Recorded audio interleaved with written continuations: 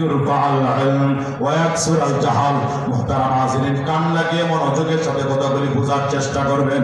আল্লাহ নবী বলেন কিয়ামতের আলামত সমূহ থেকে একটা আলামত হলো কিয়ামতের আগে আগে ইলমকে উঠিয়ে নেওয়া হবে। কুরআন সুন্নাহ থাকবে না, ইলমে দ্বীন থাকবে না, ইলম থাকবে না, কুরআনের তেলাওয়াত থাকবে না, কুরআনের আমল থাকবে না।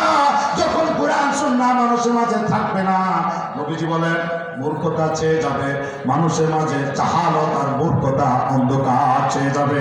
মুহতারাম হাজিরিন, কিয়ামতের আলামত সমূহ থেকে একটা আলামত হলো ইলম থাকবে না, ইলমকে উঠিয়ে নেওয়া হবে। কেউ বলতে পারে হুজুর এসব কি বলতেছে? ইলম আবার কেমনে উঠে যাবে? কারণ দিন দিন ইলমের চর্চা বাড়তেছে। আমরা দেখতেছি দিন দিন মাদ্রাসার সংখ্যা বাড়তেছে, দিন দিন তালেব ইলমের সংখ্যা বাড়তেছে, হাফেজদের সংখ্যা বাড়তেছে, আলেমদের সংখ্যা বাড়তেছে, মুফতিদের সংখ্যা বাড়তেছে, মুহাদ্দিসদের সংখ্যা বাড়তেছে, মুফাসসিরদের সংখ্যা বাড়তেছে, আননাবের দাঈদের সংখ্যা বাড়তেছে, মসজিদের সংখ্যা দিন দিন বাড়তেছে। হ্যাঁ, সবকিছুই বাড়তেছে। আর আপনি বলেন ইলম উঠে যাবে? বুঝলাম না কথাটা। আপনাদের মনের এই প্রশ্নটাই মদিনার বিশিষ্ট সাহাবী, তার নাম হযরত জিয়াদ রাদিয়াল্লাহু তাআলা নবীজিকে করেছিলেন। নবীজি কিয়ামতের কিছু আলামত, কিয়ামতের আগে কিছু ফিতনা ফাসাদ সমাজে সংঘটিত হবে, সে বিষয়ে আলোচনা করে বললেন, জিয়াদ কিয়ামতের আগে আগে এই বিষয়গুলি ঘটবে, ফিতনা ফাসাদগুলি ঘটবে, আলামতগুলি ঘটবে। আর তখন ইলম উঠে যাওয়ার সময় হয়ে যাবে। আসমানের নিচে জমিনের উপরে আর তখন ইলম থাকবে না। সাহাবী জিয়াদ নবীজিকে পাল্টা প্রশ্ন করলেন, ইয়া রাসূলুল্লাহ, এটা কেমন কথা যে ইলম উঠিয়ে নেওয়া হবে? আমি তো বুঝতেছি না ইলম আবার কেমনে উঠিয়ে নেওয়া হবে।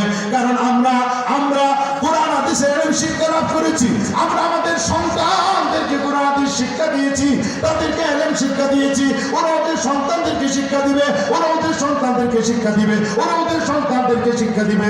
এইভাবে এক প্রজন্ম পরবর্তী প্রজন্মকে ইলমে দ্বীন শিক্ষা দিতে থাকবে। ইলম আবার কেমনে উঠে যাবে? যখন হযরত জিয়াদ নবীজিকে এই প্রশ্ন করলেন, নবীজি বললেন, জিয়াদ, তোমার মা তোমাকে হারিয়ে ফেল। আমি মনে করতাম মদিনার একজন শ্রেষ্ঠ জ্ঞানী মানুষ তুমি, তবে তুমি কি জানো না, ইহুদি খ্রিস্টান যারা আছে, আসমানি কিতাব তাওরাত, আসমানি কিতাব ইনজিল তাদের কাছেও আছে। তাওরাত ইনজিল ইহুদি খ্রিস্টানদের কাছে আছে, থাকলে কি হবে? তাওরাত ইনজিলের আমল তাদের মাঝে নাই। কথাটা বুঝে কেমন যেন আল্লাহ নবী ইঙ্গিত করতেছে, ইহুদি খ্রিস্টানদের কাছে তাওরাত আছে, ইনজিল আছে, আসমানি কিতাব আছে, কিতাবের জায়গায় কিতাব, কিন্তু কিতাবের আমল তাদের ভিতরে নাই। কেমন যেন রাসূল ইঙ্গিত করতেছে, সাহাবী আমার, একটা সময় আসবে কোরআন হাদিসের জায়গায় থাকবে, মানুষের মাঝে আমল থাকবে না, তেলাওয়াত থাকবে না, আমল থাকবে না, ইলমে দ্বীনের চর্চা থাকবে না। রাগ করবেন না বাবা, কোরআনের 4টা হক আছে আমাদের উপরে, প্রত্যেকটা মুসলমানের উপরে কোরআনের 4টা হক। আমাদের কারা এমন আছে যে 4টা হক আমরা কত